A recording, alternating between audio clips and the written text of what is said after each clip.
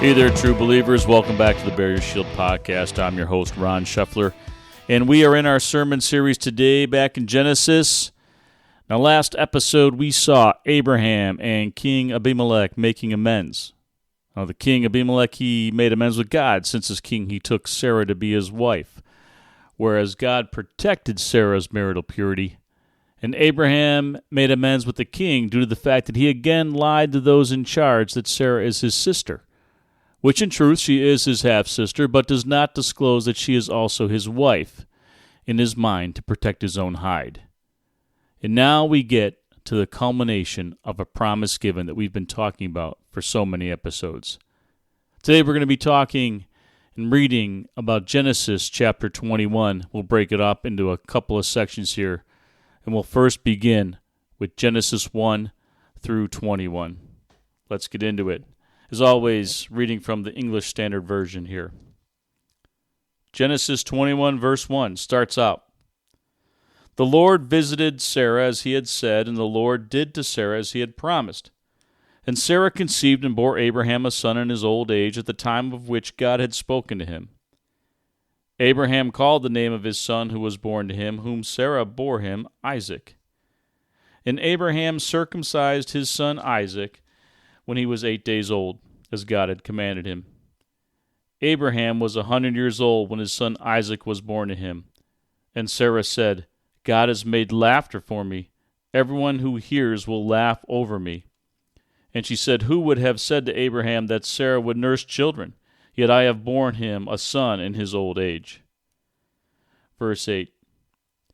"And the child grew and was weaned, and Abraham made a great feast on the day that Isaac was weaned. But Sarah saw the son of Hagar the Egyptian, whom she had borne to Abraham, laughing.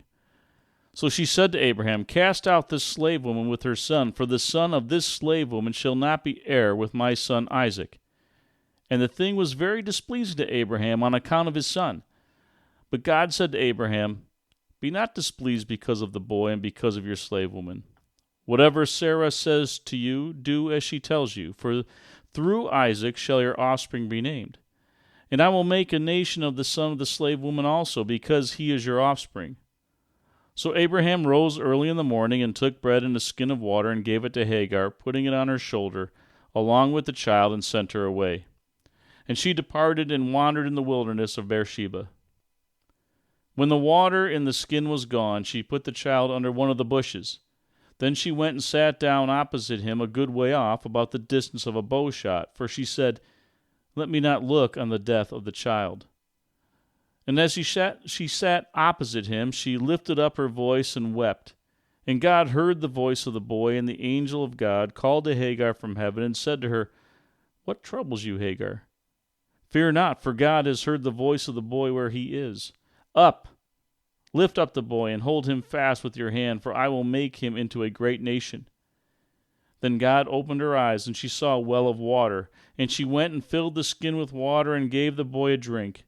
And God was with the boy, and he grew up. He lived in the wilderness and became an expert with the bow. He lived in the wilderness of Paran, and his mother took a wife for him from the land of Egypt." Okay, so before we get into things, just listen again to the first verse here. It said, "The Lord visited Sarah as he had said, and the Lord did to Sarah as he had promised." God, the promise keeper. You know, we throw that word promise around a lot. And sometimes I don't think we really understand what that word really means.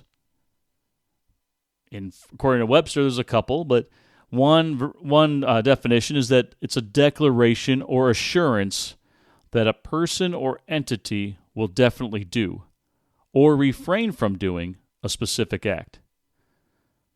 Another definition is a verbal or written pledge binding one's honor and conscience. I really like this definition, a pledge.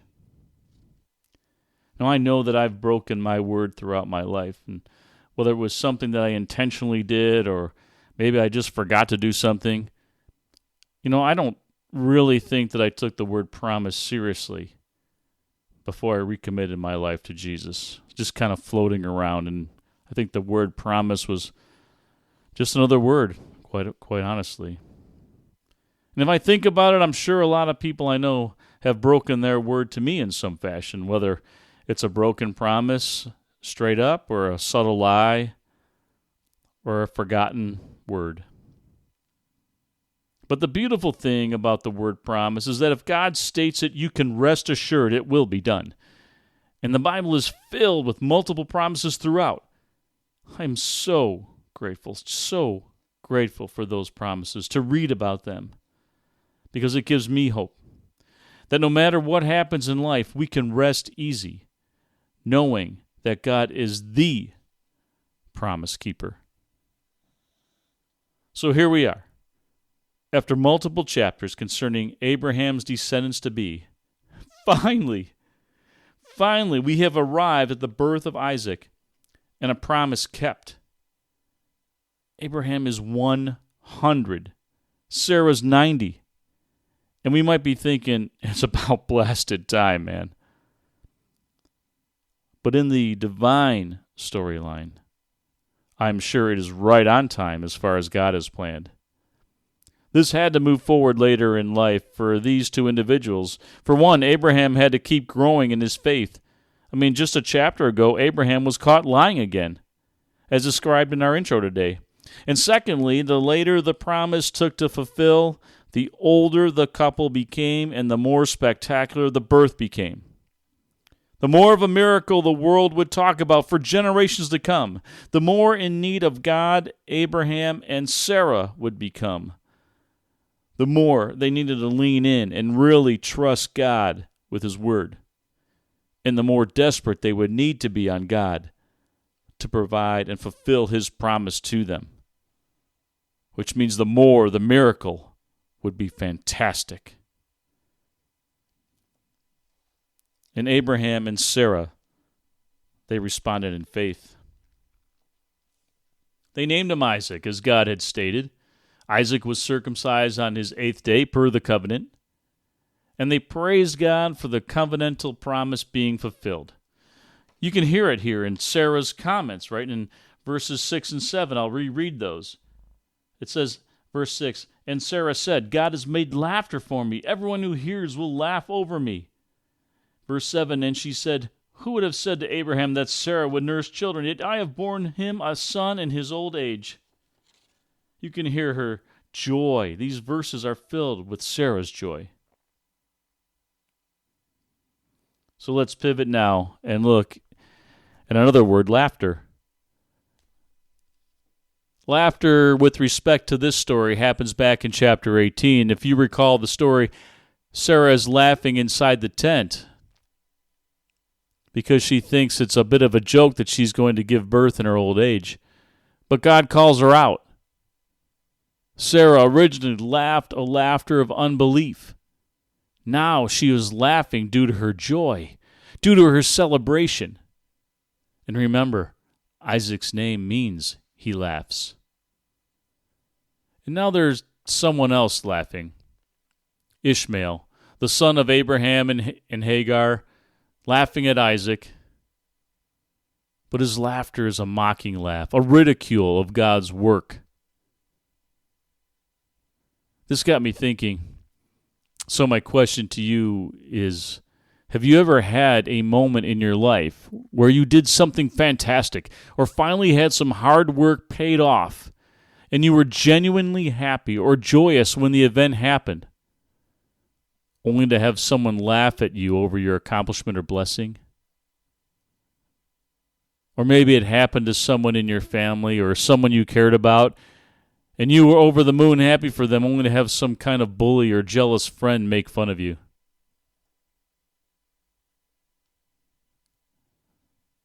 I've had some moments in my life when I was really happy for some of my family members on what was accomplished in their life or things I did that I was really happy about, and to share that with others only to have others mock me.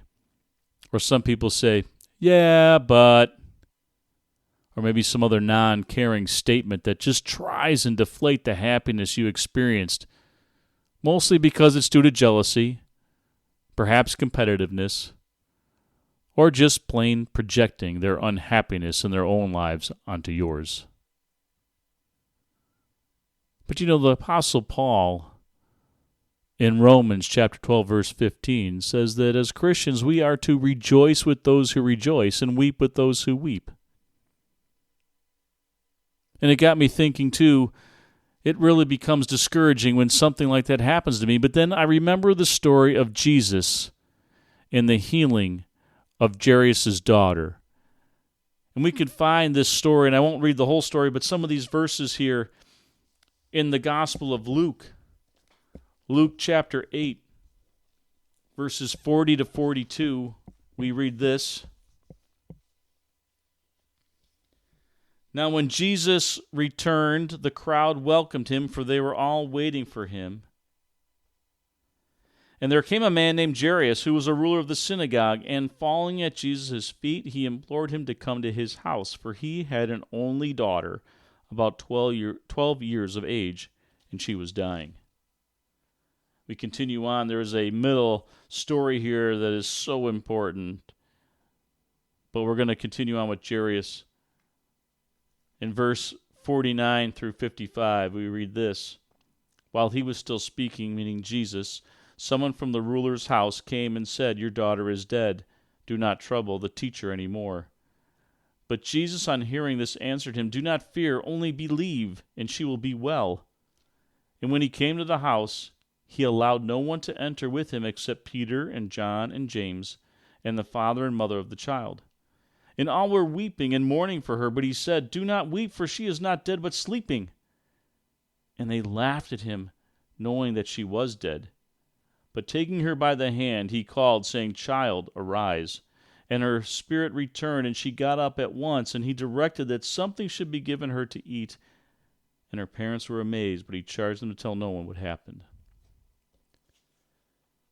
And when I remember this story, that Jesus too, God in flesh, was laughed at, I'm reminded that God experienced things like this, and I'm reminded to take these things to him, the pain, the ridicule that others put on me, and to surrender these selfish items to him, these hurts to him, and that he really is the one that will always be on my side.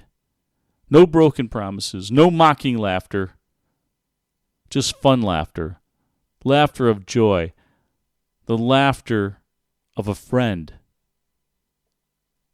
Why wouldn't someone want the joy of Jesus, the joy of that laughter in their lives?